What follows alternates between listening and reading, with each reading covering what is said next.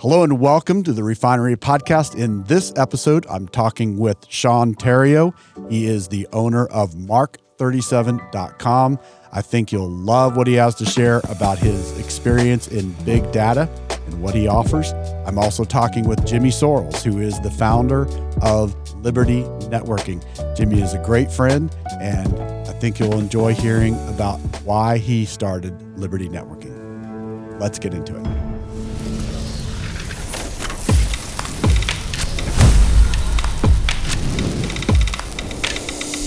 Hello and welcome to the Refinery Studio. I am very excited to be in the studio today with Mr. Jimmy Sorrells and Mr. Sean Tario.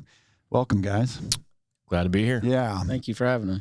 Yeah. So we have got a great conversation that we're going to have. We're going to be talking mostly about tech and big tech, and that's because this is your expertise, and we're going to jump in there about that, and also hearing about Liberty Networking. So, Jimmy, you are the founder of Liberty Networking, and I got some questions I want to ask you about that. Okay. Sean, you are the co-founder of Mark37.com.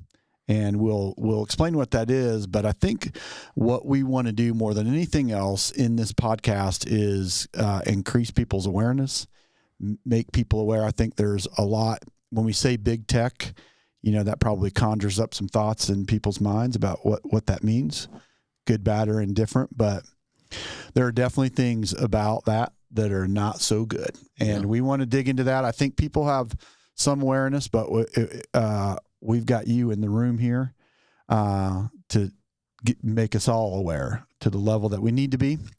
I want Jimmy, so talk about, though, I think we're in the room, look, because we believe in freedom, right? I think if we, 100%. In our conversations with each other, there were many things on which we connected, we agreed, but I think overall, we definitely believe that we were made to be free. And we should be free. And we are also very aware that those freedoms are in many ways under attack. There are people who would not want us to have those freedoms. So, but we want to talk about, specifically, mostly in the area of technology, but freedom has a lot to do with who you are, right? Absolutely. Yeah. So I'm really glad to be involved in Liberty Networking and been involved for a while.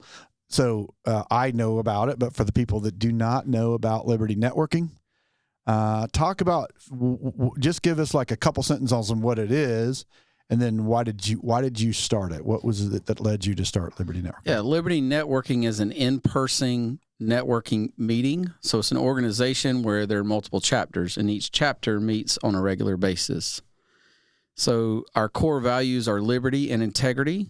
And our core focus is building authentic long-term relationships. So what we do is we focus on a way to bring like-minded people together to support each other's business in this economy and help them grow. Mm-hmm.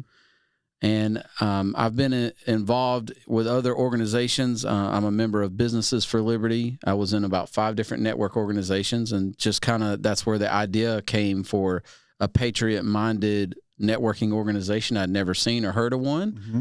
And actually, you were the first person I approached outside of my wife with the idea. And you said, I think this could work. And you've been with me ever since. And I really appreciate your insight and your help and support along the way. And, Rick is on my board of advisors for Liberty Network. And so, so it's people like the idea and it just kept growing from there. It's not as strict as some of the other network organizations. But it is designed with a purpose to bring those people together. Yeah. So other patriot-owned businesses and liberty-minded professional salespeople, and now we have like Diane Hardy with Mom and Pop Alliance. She goes to Colombia and fights for small businesses for their liberty. That's one of the organizations that we have, and many others that are joining. And some of them are just it could be just an HVAC company, but we all come together with the same purpose to help each other grow our business and give our money to small local businesses rather than the big box stores. Yeah. So, Jimmy, if I can just throw a question, because I think it's relevant for people who are listening in. what are the prerequisites, right? So what does it mean to be a liberty-minded business owner? Yeah, so liberty is, and actually a lot of people don't understand this because liberty and freedom are different. Mm-hmm. They are intertwined, but they're not the same thing. And so when I start a new chapter, the first question I always ask is, what does liberty mean to you personally? And that's also on our application. So, it is really a part of our DNA. Freedom, you have the freedom to do something, but liberty is different because I have the liberty to do what I want?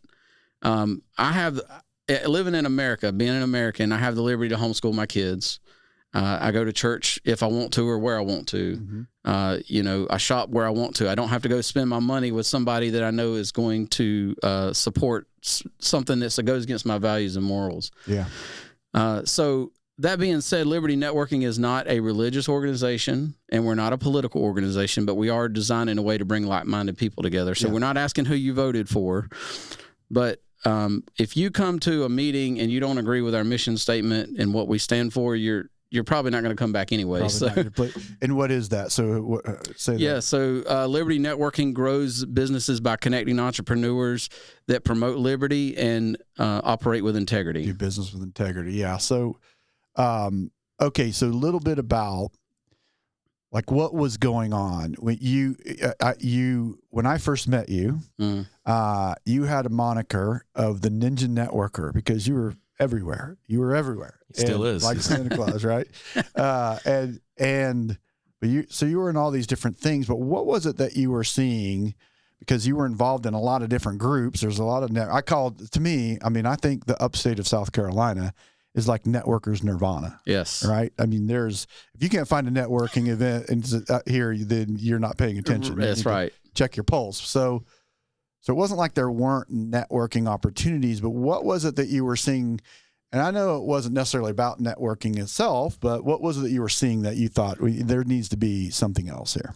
Well, again, working with like-minded people, and that's not to say, I know I've heard people say, well, money's green, I'll work with anybody. And yes, there is some truth to that, but also I want to make money and have fun doing it. I want to work with people that I like. Yeah. So, if somebody is not like-minded, it's not to say we can't get along and do business. That's sure. Not what I'm saying. But if we're going to have a long-term relationship, it's kind of like being in a marriage. I'm not saying you can't make it work, but it's going to be very difficult. So why not make things easier and say, hey, we have the same values. Yeah. And that also goes further whenever when I give you a referral, I have a higher expectations that you're going to take care of that referral, sure. The same as you give me a referral. Yeah. And I think that it came out of a need, right? People are looking for that. I know that, we're in a time in our history or our country or just our culture where people love to be divided into groups. But I think also there was, the idea that if you are a person who believes in liberty, there were some things I think that were definitely in question or under attack, or we could see that there's a real possibility and even the real sort of manifestation of liberties being sort of stripped. And I think having a place and the great thing, I think you said it, is that Liberty Networking is not exclusive, but if you don't love liberty and do businesses with integrity, it's not the place for you. Yeah, absolutely. But it's the place for a lot of people. How many chapters now? So the chapter, I'm in one, we meet every other week. How many different chapters are there now? So there is 16 chapters currently. Mm-hmm. I have started over 20, but things happen and some of them close. So I am right now. They're all over the state of South Carolina. I'm located in the upstate of South Carolina, so that's where most of the chapters. There's 11 chapters here, mm-hmm. But we do have some in the mid and low country as well as up in the Charlotte, North Carolina area. Okay. And so I am looking to expand that, mm-hmm. And just looking for the right leadership and someone who's willing to lead that chapter with the systems and processes that and the structure that I have set up for a chapter. Yeah, and it's been really interesting to watch. And how many different states do you think by now people have inquired at least about starting a chapter? Oh, Man, that's a good question. Well, let me see. Florida, Kentucky, Tennessee, Georgia, Utah. At least I would say 5 or 6 5 or overstate. 6, yeah. And I think one of the things that we've tried to be careful of is, at least in the conversations that I've been involved in, is because someone asks doesn't mean we just run out and say, here, start a chapter. Correct. We're really trying to protect. I mean, what is the thing? It's people who love liberty and do business with integrity. Well, there's a culture of integrity that we've been able to build within it. And it doesn't mean anybody's perfect or we don't have things or challenges that we deal with. But 100%. I'm just saying that what we're trying to be careful of, I think, in our conversations is we want to maintain that culture as we go. It sort of goes out farther away from the upstate, right? Yeah, that's one of my biggest challenges as it grows is keeping the culture of what is the structure and the culture of what Liberty Networking is, and I mean, unless you visit a chapter and all, but that's how when you've been to other network organizations and you visit, you'll see there is a difference. It is a different atmosphere. There's a lot of laughter, and just the way that the meetings run is different. And it's not to say that others are wrong. I just wanted to provide an alternative. Yeah, it's an option. Sure. Yeah, and a lot of people are happy to have that option and using it. I'm one of them, and many other people are too, right? Absolutely. All right, well, awesome. Hey, okay, so Sean, I'm sorry, Jimmy, but I'm going to focus a lot on Sean here. That's what we're here for. It's not that I don't love you or anything, but I'm going to talk to Sean a lot. But let's talk to Sean together. So, all right, Sean. So, we met recently and had an incredible conversation through Jimmy. Knows everybody. One of the things that became apparent to me in the first few seconds is you are an incredibly brilliant human being. And and no, I think if people want to have a conversation with somebody that is not like 5 miles wide and 1 inch deep, then I think that connecting with you would be a great thing. And you and I, there were a lot of different topics that we kind of went over as we talked. And I want to make sure. So we're talking about technology here. We're talking about big tech and the option that you're providing, and we want to get to that. But I also want to make sure that people are aware. So first of all, let me just say, right, your website is mark37.com. Right. MARK7.com. And we're going to tell people why they need to know that in just a minute. But also, you have a podcast called The Cowboy in the Suit. Correct. That you do with James Charles Phillips, the co-founder of mark37.com. Correct. So we're going to talk about what that is. But your background was in big tech. Correct. You have experience that many people don't have. Some of us can see some effects. I mean, no one logs on to social media or gets on social media without seeing some kind of fact checking, or we can all tell that like there's some levels of censoring that at least previously weren't there to the level that they are. I'm not a tech guy. I'm a business coach. My purpose here is to help increase awareness for entrepreneurs.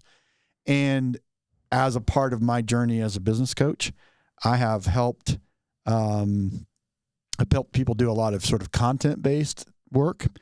There's a really good friend of mine, and I was involved in helping him redo his website. Now, I'm not a website guy, but I was just helping do some of the grunt work, and we're working through, and his website has a tremendous amount of content, and we could see as we were doing it how that website was being absolutely throttled back.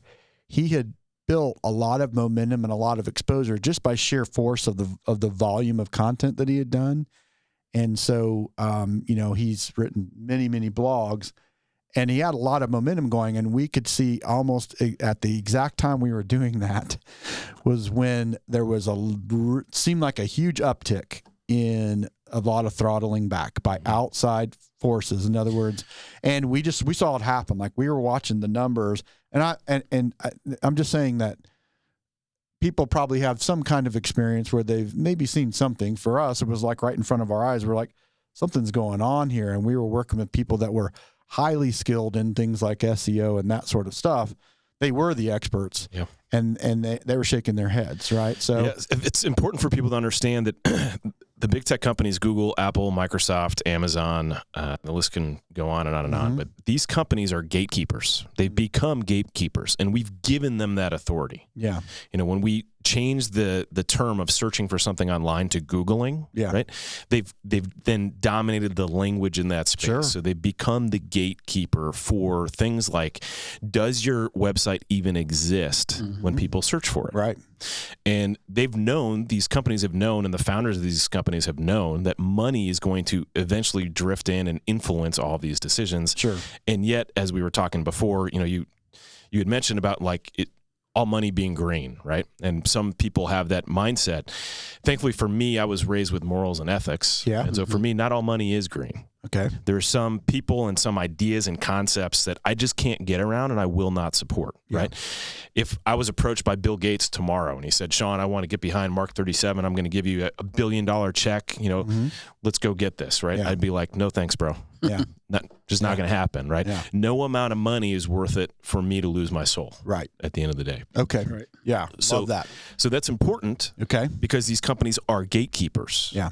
And when people fully understand that they control the devices that we use because they own the operating systems, they control what we even see when we go online because they control the search algorithm. So they can literally make it so that certain topics only feed you the narrative that they want you to see. Yeah. And that's because of money influence and politics influence. Yeah.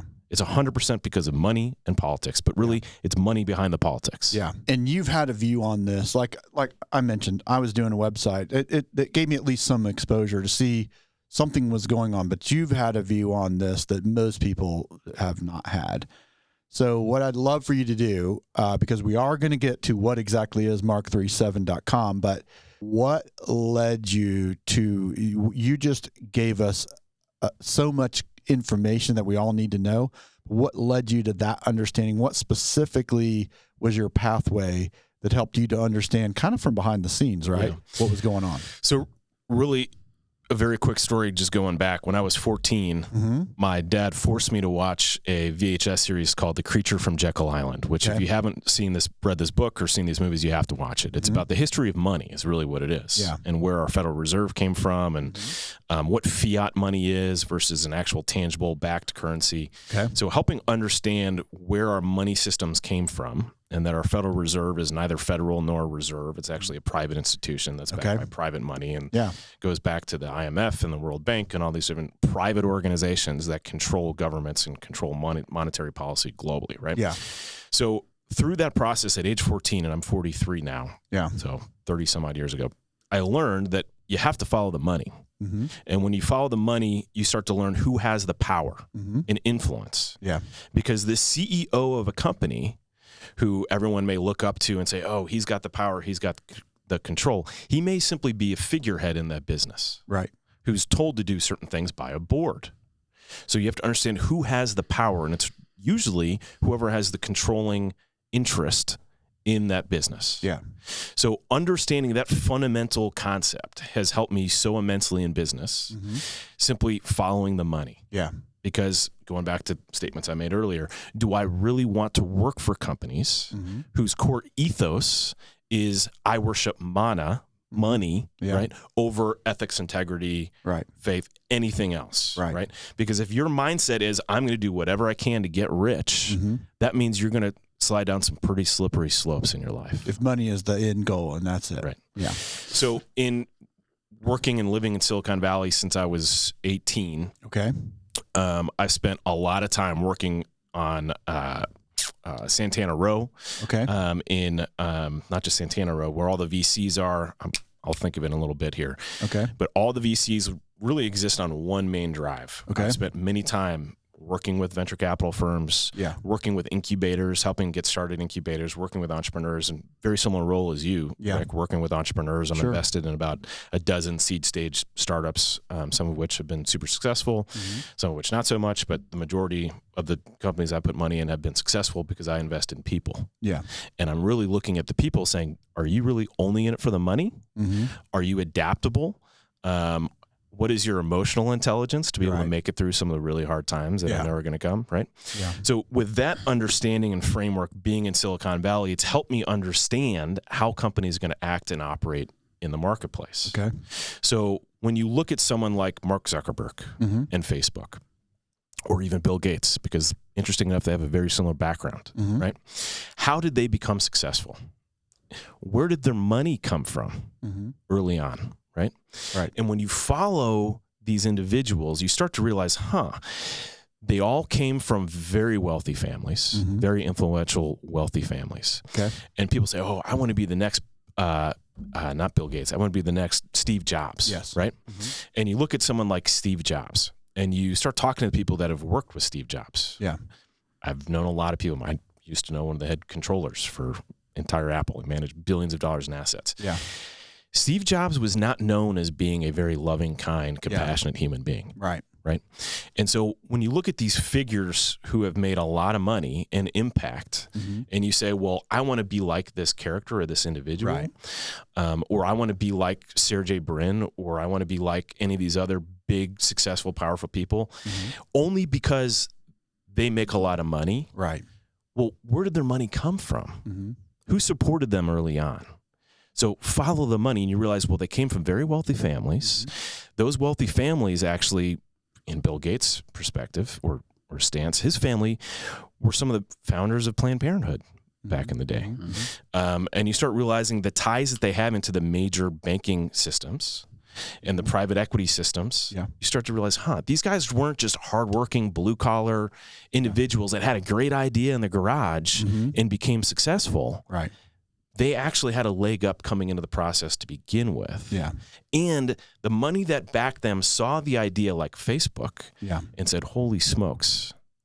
The CIA, for example, was working on exactly what Facebook is and was for a decade, 15 plus years, right? Okay. They had a special name for it. It was a big covert operation. Yeah. And in fact, after Facebook came out, they, in front of Congress, were laughing and joking about the fact that they tabled the whole project because they no longer needed it. Yeah. Because individuals and humans, consumers, were willingly now putting all of this information into a system that was taking all of their data and allowing them to be tracked and monitored. Yeah.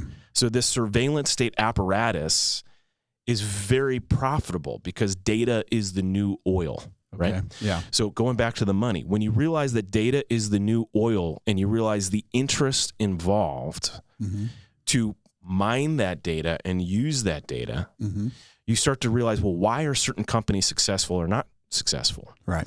And in Silicon Valley, it's probably still the case, for a good 10 years, any pitch that you gave into a venture capital firm, if you didn't have a data story, you were laughed out of the room and kicked out of the room.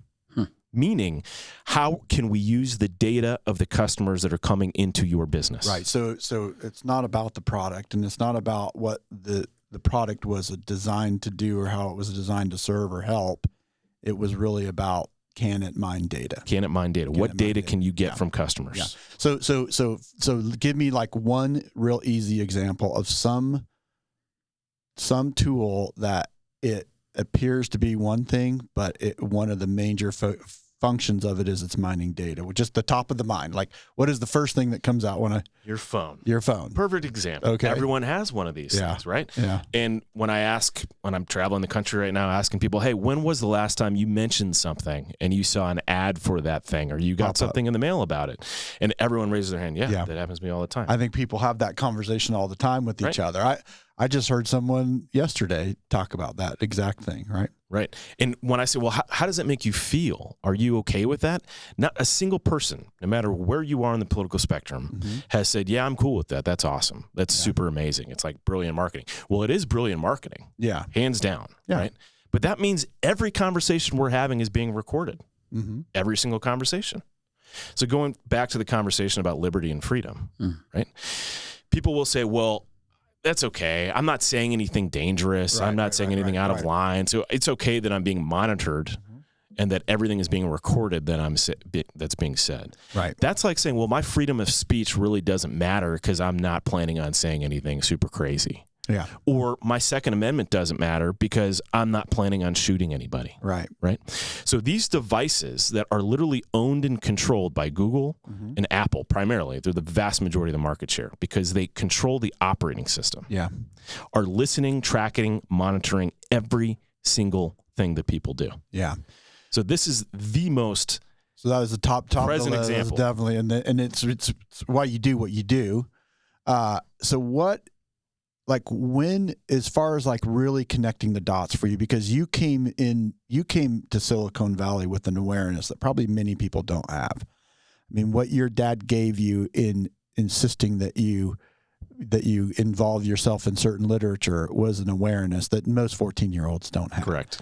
And so, Thankfully, mine does.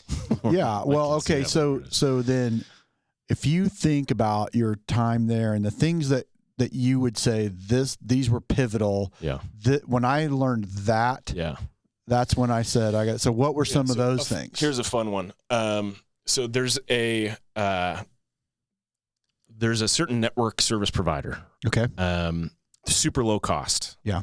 Most companies that are running websites used to leverage them for service. And if you're pushing like a gig, 10 gig, 100 gig worth of traffic, which is really like your email service providers, your hosting companies, video streaming service providers, Okay.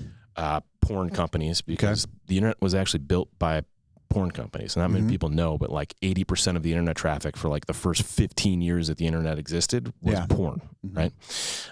So all these companies used this service and used this service provider, not realizing that the capital behind that business was actually the venture capital firm for the CIA. Wow. So you had spammers, you had porn companies, you had all these different businesses who simply, all they saw was low cost for bandwidth. Right. Would go with that service provider and start using that service provider. So as I started following the money and realizing that, because I worked in the data center industry. Okay. Yeah. So I was responsible for trying to bring customers into these data center facilities, these big, massive warehouses that are designed to never lose power. Right. So there could be an earthquake, there could be a hurricane outside, tornadoes, whatever. They would not lose power. Okay. Big diesel generators outside that could do megawatts at a time, big battery backup systems, multiple fibers from multiple service providers coming into these buildings. Okay.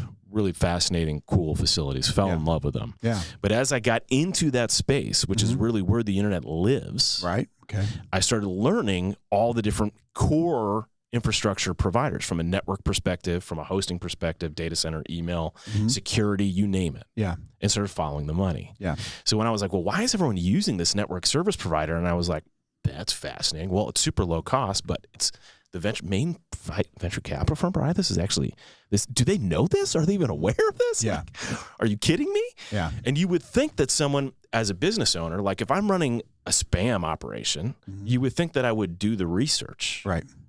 But most people don't even do the research. Doing the research requires time, energy, and effort that most people just simply don't have and don't do. So thankfully, I was given those tools. Right. And to not take shortcuts. You know, Yeah. thank you, Mom. She never allowed me to take shortcuts in life. Yep. She always wanted me to do the homework. So I've been doing the homework and following the money. So that's one example. Okay. The other fun one is inside all these data centers, especially certain facilities that we call carrier hotels. Right. There's only a handful of these in the country and in the world. They're like major hubs. Yeah. So you might have 100 data centers in a region or in a city, and let's just say Atlanta, nearby major city from us. Right. Or Charlotte, right? Charlotte or Atlanta. In Charlotte and Atlanta, there's really only one or two data centers, despite there being 100 data centers in a large radius around it, right? That is the hub, which means they all feed back to this one facility. Okay. All that traffic, all of that data feeds back to this one facility so that that traffic can then be routed from Atlanta to Charlotte to Ashburn, Virginia. Yeah. So there's long haul routes, just kind of like our freeway system. Okay. Where you can get from point A to point B. Yeah. And then from there, you can route out to different areas. All right. So these carrier hotels have all this traffic coming in. And what's really interesting is in a lot of these carrier hotels, I noticed that right next to the major meet me room was another room that very few people had access to. That would sometimes say AT&T or Verizon, or there'd be an entire floor above that room or two floors above that room that were controlled by AT&T or Verizon, but yet you never saw people coming in and out of those rooms. Yeah. And when you did, they would have very strange clothing on. They'd badge in, they'd badge out. They wouldn't talk to anybody. So me being the person that I am, I would start asking questions like, well, what's going on in that room? Why are there two big pipes coming out of our Meet Me room into this space? Yeah. Who's allowing them access to this? Like, what is going on? Is it, Sean, don't ask that question. The second you tell me not to ask a question, Yeah, right. what am I going to do? Right, exactly. Red flag goes up, and I'm like, ooh, this should be interesting, right? Yeah, it's easy for us to understand that this data is being collected on us to sell us things. It's easy to understand on one level that it's an invasion of our privacy, because the way that an ad pops up is how do they know? Because they listened, and we unknowingly gave that permission for that. So to sell us things is one thing, and I think if people understood, at least as a start, that there is an absolute 24/7, 365 assault on your attention span, and part of that at least is to sell you things. That's at least part of it. That's one thing. There is a whole other level of this, and I think you're getting it's when you are using that as a way to control ideas. Yes. And the ideas that are welcome, and you ran into that, said, what is this for? We don't ask about that. That's not that idea. That question isn't allowed there. So I just want to interject that, because let's expand on that, because that's a key one, especially today. Yeah. Right? Because people don't understand fully that there's a Times Magazine article that came out after the 2020 election where a handful of big tech owners were boasting about the fact that they helped manipulate the 2020 election by subverting what people saw or did not see on their Microsoft, Google, Apple platforms, right? Facebook, Twitter, all these different platforms. Sure. They were all saying, we colluded to make sure that if someone searched for certain political candidates, that only negative stories came up or nothing showed up. Right. Right? That's the ability for big tech to control ideas and to influence ideas, right? Which is very important for people to understand that this is happening all day, every day. So much so, and this is where if this thing is listening to you all the time, it knows what you're saying, how you're saying what you're saying, who you're saying it to, how that's influencing the decisions that you're making, where you're going, right? And I hate the word artificial intelligence, because it's not intelligence. They're language models. They're learning language models, right? It's business intelligence. Sure. It's not artificial intelligence. It's not like a brain thinking machine in the background.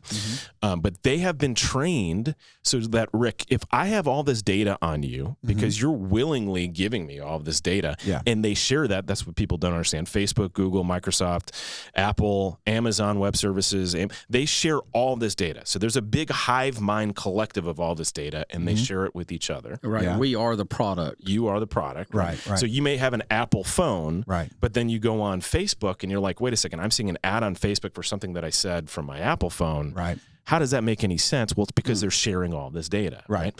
So if they have all this information on you, Rick, they know exactly what they can say to influence you. Yeah. Or not say to influence you, or prevent you from seeing to influence you. Right.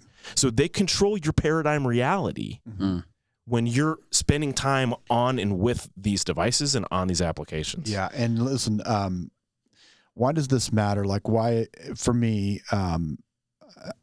I care, because I think ideas have consequences. Ideas have consequences. There is a consequence to certain ideas. And,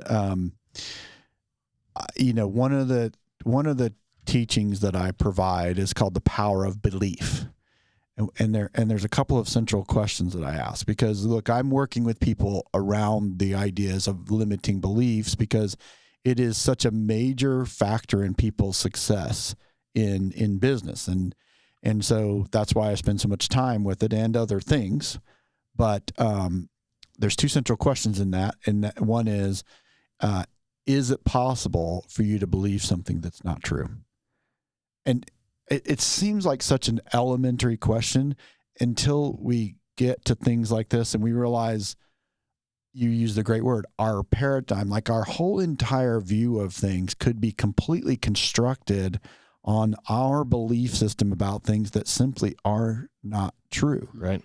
And also, for me, there's another part to that is it also possible for you to believe something that is true, but you just haven't seen it yet? That's faith. Right? That is called faith. And that's really what I'm built for, is to work with people right there, because, helping people have an idea for a business and then make it something happen with it physically. Right. Yep. So, anyway, I think that I don't want in this, I don't want people to lose sight of how the gravity of what we're talking about here. Right. So keep going. Yeah. Let's talk about the gravity of what we're talking about. Yeah. Because it drives me insane, Rick and Jimmy. Jimmy knows, he's heard me rant on this many times. Yes. That we have groups of people that will say, well, we want to boycott, let's boycott Bud Light. Let's boycott Ben and Jerry's. Right. Let's boycott Liberty Safes because they're, woke, super woke, whatever. Or they gave FBI access to, codes to get into a safe when they definitely probably should not have done that. Yeah. We're going to boycott all these companies that literally make a fraction of the money and have a fraction of the impact that these big tech companies have in controlling our paradigm reality. Yeah. So why it is that some of these big talking heads in the, let's just say conservative space and liberty-minded space refuse to address big tech as being such a paramount and integral part of the reason why we are literally dealing with a lot of the stuff that we're dealing with today. Right. I would say it blows my mind, but it doesn't, because it always comes back to the money. And this is come out actually with, I don't know if you know Louder with Crowder, if you've heard of Louder with Crowder. I've heard of it. But he's got a podcast and a show on his own. Okay. And he went to go try to work with one of the big conservative media companies. And they basically said, look, if you say things that get us kicked off of Rumble or Twitter or Facebook, then we can have the authority to censor you and stop what you're saying. Yeah, right. And he's like, well, I'm not okay with that. And they're like, well, that's how we make our money. Right. So we have to be very careful about what we say on these platforms so that we don't get deplatformed and then lose the revenue stream coming in from these companies, which then goes back to the very first conversation that we started having about, well, if that's the paradigm that you have to, and the structure within which you have to play, then there's no doubt that those companies that are dependent on the money from these media entities is going to be censored and controlled, right? Right. So I look at it from that framework. It's all wrapped around that framework. Who has the control and the influence, and who's going to dictate what you can and can't say? Yeah. And when you're literally working with operating systems that controls the device, and I keep going back to the operating system because most people are clueless as to how these things operate in the first place. Right. That's like owning a firearm, Rick, and not knowing how the firearm works, but keeping it in your pocket all day, every day. Yeah. When you're virtually blowing your own digital head off and those around you all day, every day, but you don't know it because it's not as visceral as me pulling the trigger. Yeah. And because it takes a while for it to show up in the physical realm, like in the way that people interact or in the decisions that I make or the consequences of my purchasing decisions or that sort of thing. Right.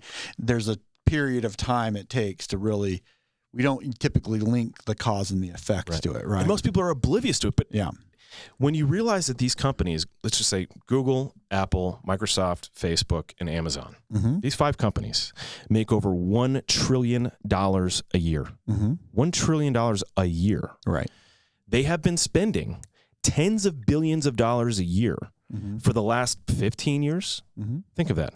That's a lot of money, a whole lot of money. Right. Specifically on how do we get people addicted to these things. Yeah. So that they refuse to give them up and refuse to even be aware of all the ways that they're being manipulated. Yeah. Like that's literally what DARPA and what these big programs invest all this money in, is how can we manipulate people in ways that they don't, you're a slave without even knowing that you're a slave. Yeah. I heard the guy who invented the infinite scroll for social media, and he's like, I don't let my kids use that. Yeah. That's powerful. Yeah, there's a lot. And for me, it's I'm interested in how does our mind work for the purpose not of enslavement, but for the purpose of freedom. Right. Because the truth will set you free, right? Well, if we're all addicts, Rick, we have to first acknowledge that you're an addict. Yeah. Right. Yeah. And that's where I think people just they're like, well, it just is. I'm like, well, no, you're an addict. Right. Let's just acknowledge the fact that yes, my name is Sean and I'm an addict. I'm addicted to these things. Yeah. You say, okay, you're an addict. Well, does that mean that you have to continue using these things in the way that you're using them? Yeah. Maybe for work, you still have to. But there's certain simple things, right? And I'll give you this example because I get it all the time. People say, well, what am I going to use as an alarm clock? Mm-hmm. I'm like, are you kidding me? Yeah. Do you remember the things called alarm clocks? Right. Yeah. Before it existed on this phone? Right. Well, what am I going to use? And you name it, any one of a number of things. We're like, well, there's so many other things that are out there that you can use. Yeah. That will accomplish that don't need to be. So you're educating. And why would you do? And I think the point of it is like, why would you do it? Well, do you want a different result in your life? Mm-hmm. Would you like to be able to? Because that was a really good analogy, or it's not an analogy that you were saying we're addicted. But what we have to understand about addiction is if addiction is possible, then the polar opposite of it is possible, and that is freedom and recovery. Right. And look, I mean, I've been really blessed to interact with a lot of people who have been on that recovery journey, and their lives are completely unrecognizable from what they once were. And so, look, if we've never really taken the time to understand we're here for a purpose and we have a purpose, and is this serving me for my purpose or not? And, if we haven't yet understood what it means to live free from that, then we might still be fighting to hold on to it. Right. And so, okay. Well, let me go ahead. And then I want to get to like, I really want to make sure that we want to get to like what it is you're doing about it. Right. Yeah. So I'm going to lead into that. Yeah. So let's look at AI, what people have now come to understand what AI is or think AI is. AI is a tool. Yeah. These phones are tools. Yeah. I'm not saying we shouldn't use these things. Right. I'm just saying we need to be mindful of how this thing works in the first place, and make the tool work for you, instead of you being a slave to the tool. I think we could take that, and I think back to the first part of your conversation. You were talking about follow the money. Well, look, just as bad people do bad things with money, good people do great things with money. There are a lot of people doing great things with money. So, but if money's the only end and you're willing to do anything to get it, then this is where, but just like with technology, you can use technology to do amazing things and be incredibly helpful to people in the world. Right? It's a tool. Like a hammer is a tool. A hammer can be used to kill someone, or it could be used to build a house. Sure. What do you want to do with that tool? Nice. What's the intention behind the tool? So if our intention is to have this thing serve me, instead of me serving it, that shifts the paradigm. We were made we choose to believe that we were made to have dominion, this is the kind of dominion that we should have in our lives. Correct. Like we were not made to be controlled by these kind of things outside of us. Right. And it's a concept, it's an idea, but I like the consequence of that idea. Yeah. Well, our ego also will fight back, just like in addiction. Yeah. Saying, well, I'm not a slave. I'm not a slave. Yeah. And they'll fight back and be like, no, this thing does serve me. And they will literally, cognitive dissonance, people's whole being will start to resist and say, well, no, I resist. And it's because of the vindictive, super smart addiction that this thing has become. Yeah. I just was teaching yesterday. We were talking about thinking models. And this is from a guy named Dr. Paul Sheely. So when we're thinking about moving forward and trying to do something different, think about this 4-quadrant thing. We have a present positive and a present negative. And then we have a future positive and a future negative, right? And so typically when we're trying to go from a present negative to a future positive, but we're holding on to stuff because we think we're going to lose something positive about the way things are, or we think if we move forward, we're making these assumptions that things are going to be bad, right? And I think that model fits right within, look, if you want to be at a place where this is serving you and you're not serving it, you have to kind of let go of what you're committed to right now, right? You've got a competing commitment with what you have right now, right? Yeah. Yeah, and that's what the big mental challenge that people have is they think that they're going to lose something by simply changing the operating system on the device and changing a handful of the applications that they're used to and comfortable using.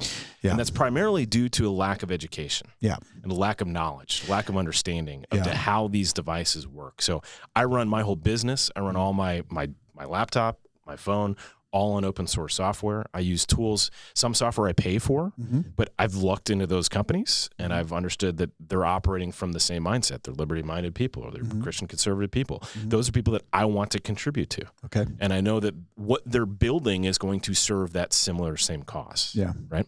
So I'm happy giving my money to those individuals and those causes. So I've spent my career over the last 15 years and really over the last handful of years focused on just building this network, just like Jimmy has, of software, infrastructure, data center companies that are operating from that mindset so that we can direct people to those types of products and services and educate and teach people about how to leverage these things and really get them over that hurdle of, well, you're not going to lose anything in that process. And if you do, it's going to be so nominal that it's just is the tiny little thing that you might lose by making the switch worth you regaining your digital sovereignty. Your and future positive is a lot more than And so, okay, so that led to what you're doing now, which is mark37.com. And tell us all about that. What is it? What are you offering to the world? So we offer what we call ghost phones and ghost laptops, which are really just devices, laptops and phones and tablets that run open source operating systems. Okay.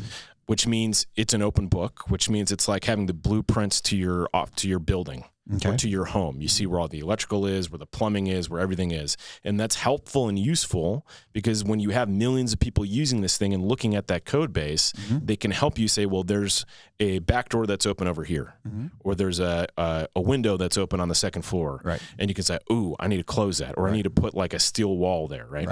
In a closed source environment like Google Android, the operating system Google Android, or Mac OS or iOS, these are all, or Windows, Microsoft Windows, you have no idea what's really happening on the background. You just have to trust that they've taken care of security issues. When we know for national security reasons, these companies have literally given backdoor access, left that backdoor open, that secret backdoor open to our NSA, our CIA, different government agencies. And if that software was developed from an Israeli company, well, then you can guarantee that the Mossad has access to it. If that software was developed by the CCP or a Chinese-owned company, you can guarantee that the CCP has access to it. This is just basic how the world works stuff for national security reasons, right? If it's open source, you can't leave that back door open without someone raising their hand being like, hey, that door's open. And if they push out a patch to it and it's not fully patched, they'll be like, that wasn't patched, right? So that's giving liberty and freedom and transparency to software. So when you have an open source operating system framework and applications on top that are also open source, by the nature of the geeks that are in this liberty-minded community, of which there's a lot, right? Whether this thing is actually serving you or you're serving it. Right. And so the end result of that, if I have a ghost phone or I have a ghost laptop or a ghost pad, what is that giving me? What is that future positive thing that I'm getting? You get control of the device. Okay. So you download an app, and let's say it's a flashlight app, and this actually happens. You download that flashlight app. It's really cool. It has a strobe light feature. It has all these different color things, whatever. And it says, well, this flashlight app wants access to your contacts. You're going to be like, no. This flashlight app wants access to your Wi-Fi. Why does my flashlight app need access to my Wi-Fi? You start to understand, well, that's how these companies make money. When you download the app, you're now giving that app control of your device. On a iOS or a Google Android device, when you click I accept the terms of service, it automatically gives that app access. When was the last time you actually read the details of it, terms of service? Right? Just click, get it out of the way. Get it out of the way. No one does. And yet what they've just done is given that app complete control and access to their device. It's the same thing with Facebook and all the rest of these companies. But with these devices and using these operating systems, you now know that this app is asking for these things, and you can say, no, no, no, And that app sits in its own little sandbox and can't talk to anything without your express permission to do so. Yeah. So you're now gaining control. Yeah. Right? You can download Facebook. You can use Facebook, but you are going to give Facebook access to all these different things. Yeah. And it's this idea that, look, instead of playing the hand you're dealt, you throw the cards back to the middle of the table and you're the dealer now, right? Correct. Yeah. You're regaining control. Yeah. So all these devices, they work, every app you can think of will work on these devices, but you have to start asking yourself, do I need that app? Yeah. Do I want to download this thing onto the device? Yeah. Can I access this service some other way? Is there another app that can accomplish what I'm looking for that's not going to wholesale sell everything about me? Yeah. Right? Yeah. So you just have to start asking some smarter questions as you learn how these things operate and work. Let me ask you this. What do you think potentially of using a ghost phone or ghost laptop or these devices? What do you think? What do you think potentially the financial benefit could be of doing that? Well, you'll definitely save money, okay, because you're not going to pay licensing fees for Office 365 or Microsoft Windows or Google Cloud Storage or whatever. Which a lot of times people just default and they click OK, and they're paying $5 a month, $6, $10 a month for cloud services, and they don't even know why or what or how. They don't even know we're finding most people don't even know what their login and password is for iCloud. Right. Which, if you're going to migrate out of the iCloud universe, which we help customers do on a daily basis, you need to know that information. Yeah. So they don't even know how to get into the account, the very account that's literally storing the vault that is storing all of their data. Yeah. People don't even know how to get into that. So this goes back to the education and training, and that's where I do think it's so manipulative and vindictive, right? They've made these things so convenient and easy to use, but you don't even understand how it works. Right. How it's manipulating, how it's using you. Yeah. Right? Yeah. That's on purpose. Yeah, and it was your understanding of that really led you to providing an option for people. Correct. Yeah. Yeah. And it's not, we teach people on how to do this on their own. Yeah. So if you have a Pixel device and it's OEM unlocked, which means that you can change the operating system on it, you can do this yourself. Yeah. The only kicker where we add some value is we train and teach people how to do that. Right. But we've pre-done it for you because it's time consuming and some people are just not geeks and they don't want to play around and deal with it. But we also preload about 15 different apps on the device that are mapping applications, that are how to open, PDFs and Word documents and all these other different things. Open source versions. Not many people know, but there's something called LibreOffice. LibreOffice is an open source version of Microsoft Office. Okay. Allows you to do spreadsheets and Word. You can do everything that you can with Microsoft Office in an open source system. Yeah. I've been using it now for like 4 or 5 years. You can save documents as .doc or .xlx if you need to send it back to someone. You can open up those documents. You can download that on your Windows device, on your Mac OS device, and start playing around with it and realize how simple and easy it is. And I like to bring that up because as people are like, holy crap, what is that? It's LibreOffice, LIBRE, office.org. Download the software, start using it right now, and you'll start saying, why am I paying Microsoft $15 a month for this service? Right. Why am I giving my money to this company that is using my money to then further enslave me when I don't need to? Yeah. People say, well, I just didn't know that I was there. Well, that's why we exist. Mark 37 exists, is to teach people and educate on all these products and services that are right there. You just don't know about them because we don't have multi-billion-dollar budgets to market and sell to you, and because they make it hard to find these things. Right, right. I love that. That's building the network, and it goes back to what you were saying with education.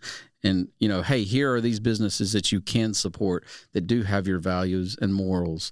And it's like, I remember the first time we met, I don't know if you remember this, you said, well, what are you using? I said, well, it's not an Apple. And you're like, yeah, but what's the operating system? I was like, oh, what do I know?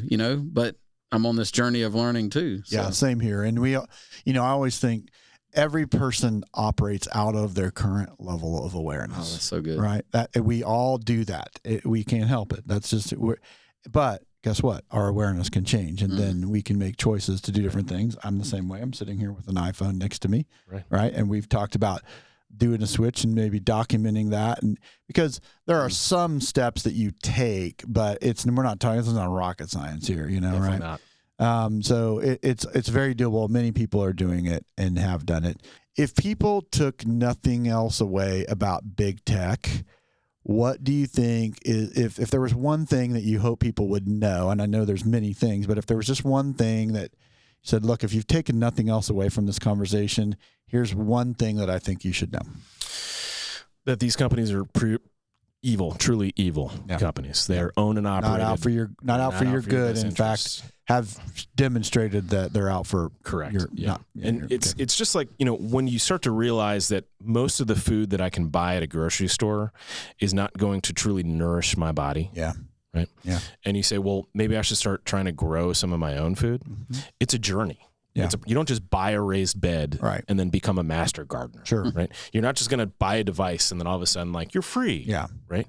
You have to get intelligent. You have to surround yourself with people that are going through the same journey or who have already. Yeah. Who can say, do this, try not to go here. I love being, I live in California. I live in Chicago. I live in North Carolina. I live in South Carolina. We have we're growing our garden right now. Mm-hmm. There's certain things that grow better here than would grow in California. Yeah, but you had to know that. You had to figure it out, right? I had to figure it out. Right. And there's certain applications that may work better on certain things versus other things or based on your business. So you just have to surround yourself with people that are going through that process. Yeah. And you're not alone. There's literally tens of millions of people in the world that are going through this process. Yeah. It's literally starting to be hockey stick growth. Yeah. Which is in turn why we see so much more pressure coming down to censor more. Yeah, right. Makes sense. It's literally as a result of this hockey stick, people are like, oh, crap, we need to make it impossible for people to do these things. Yeah. So there's a constant chess match being played. Yeah. Right? Good. Okay. Hold right there. Yeah. What would you want people to know? What would be something that you would think, I hope people have taken away this. Do the research. Yeah. I mean, there's a lot of knowledgeable people out there. You can start with Sean. If you don't have the time to sit down and do the research, find somebody who has. Yeah. At least do that research to read some articles or listen to a podcast about specific things. I'm one thing that I run into personally a lot because I'm also in the merchant services space is I see a lot of liberty-minded people that I know personally are using Square. Yeah. Who owns Square? Nobody I talk to knows. It's owned by Jack Dorsey, who was the CEO of Twitter, who shadow banned all of you. Yeah. So I mean, I would. The one takeaway would be do your research on what you're using. Yeah. Don't blindly just go into whatever. Yeah, I get. And I've spent a lot of time understanding influence and persuasion, how we make decisions. Understanding the difference between our conscious mind and our subconscious mind. And, I've been involved in some projects that are specifically geared towards that. And I would say that along with the understanding that gives me, it also continually reinforces just the understanding that no amount of knowledge can protect me from the idea that I am always susceptible of being influenced. And so but that's a given. And it's like, just like saying, hey, the first thing you do is you say, I'm an addict.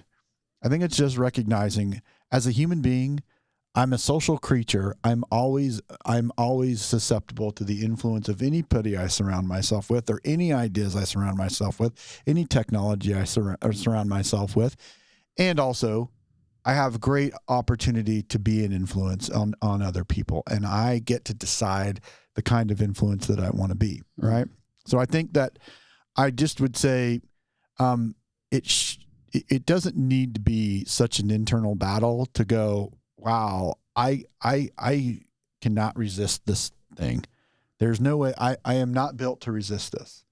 What I can do is avoid it, and I can do other things that, change the game. I can set up other structures, but it's okay to understand that. I think it's very important to understand that.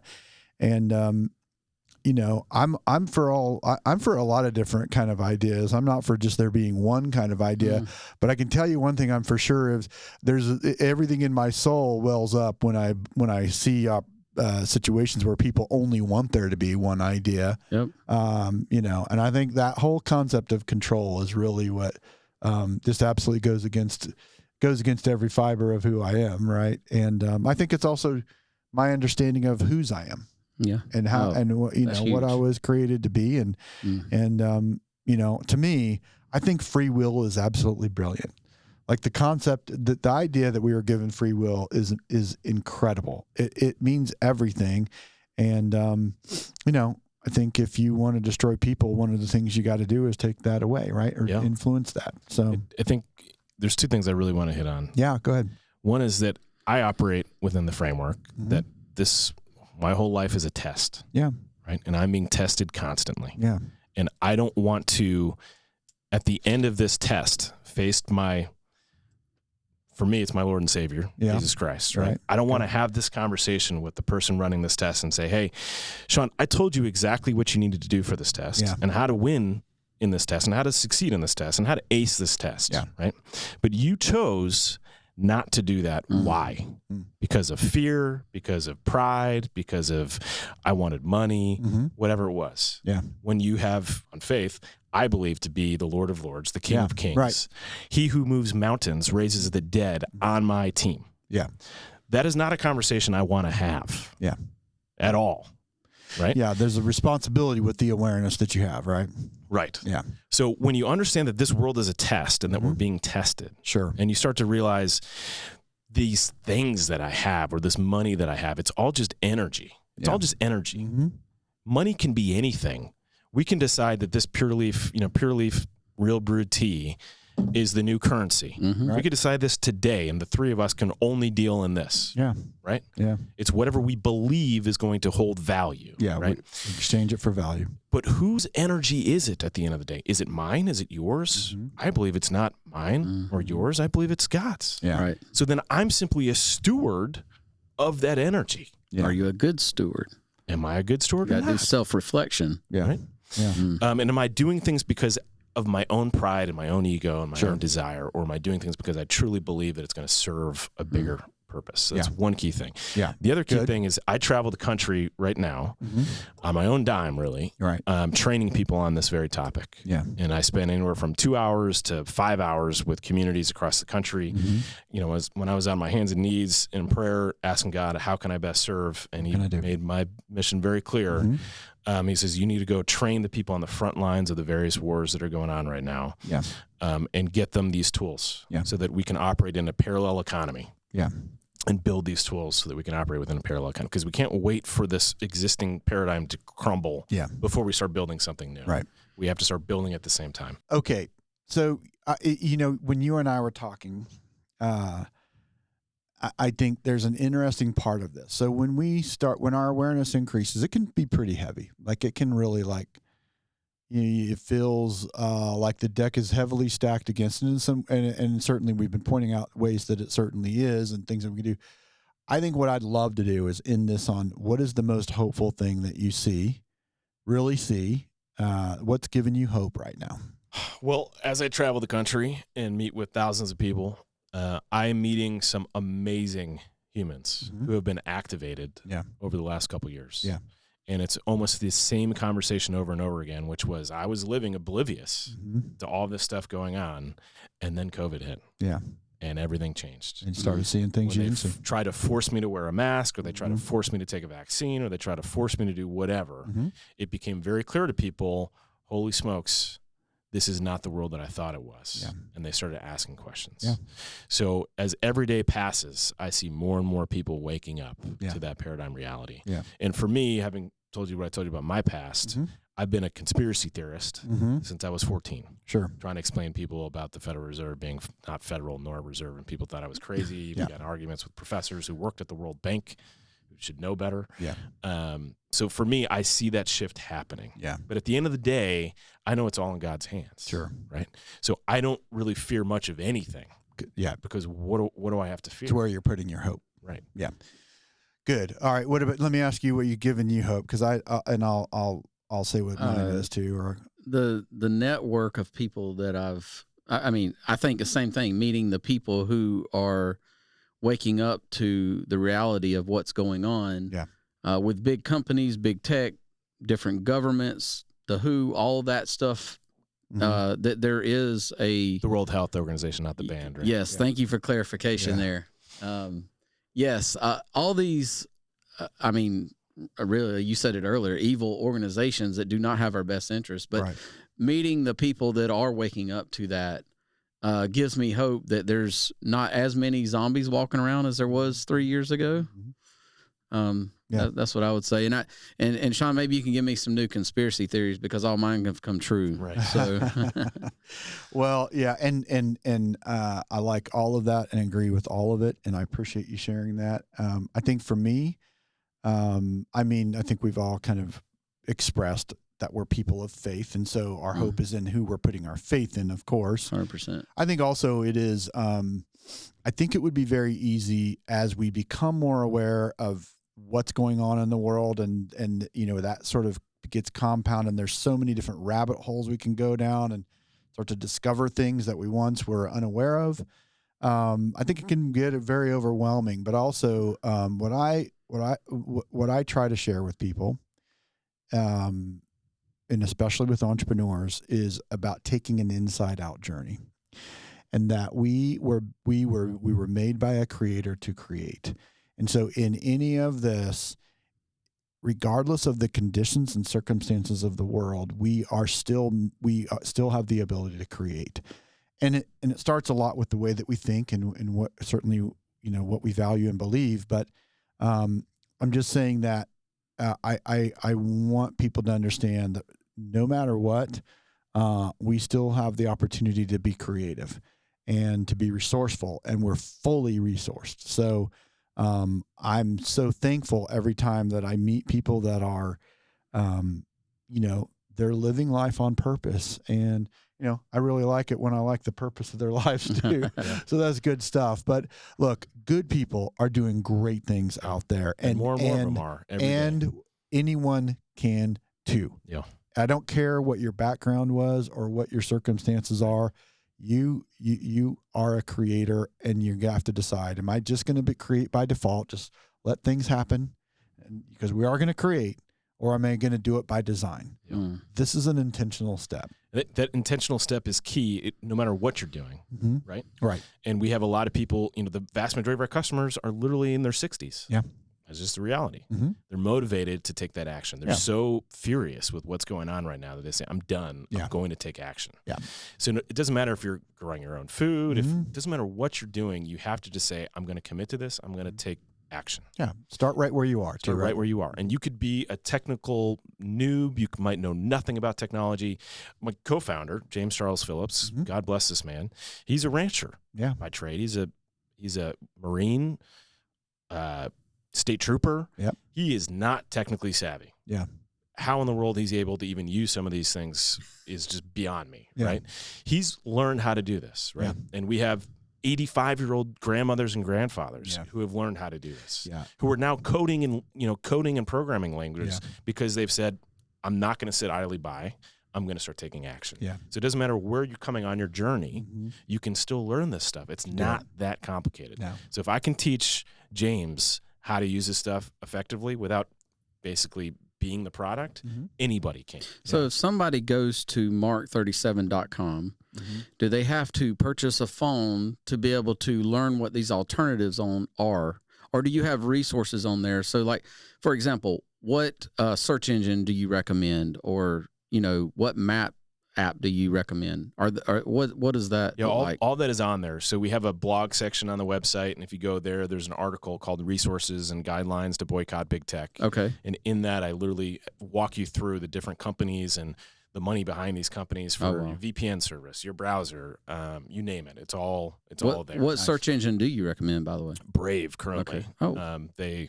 They are the most private and secure, and have the tools necessary to. Perfect. Yeah. Awesome. Well, as I said at the beginning, you're brilliant. You've got a wealth of knowledge and a lot to share. So people need to go get connected with you, and you've got plenty, both products and information for people, and you're going around sharing it. Yeah. Thank you for sharing it here. Jimmy, thank you very much. Absolutely. For being a part of this. I appreciate both of you, and look forward to future conversations. Bless you. Thank you. Yeah. Awesome. Thanks.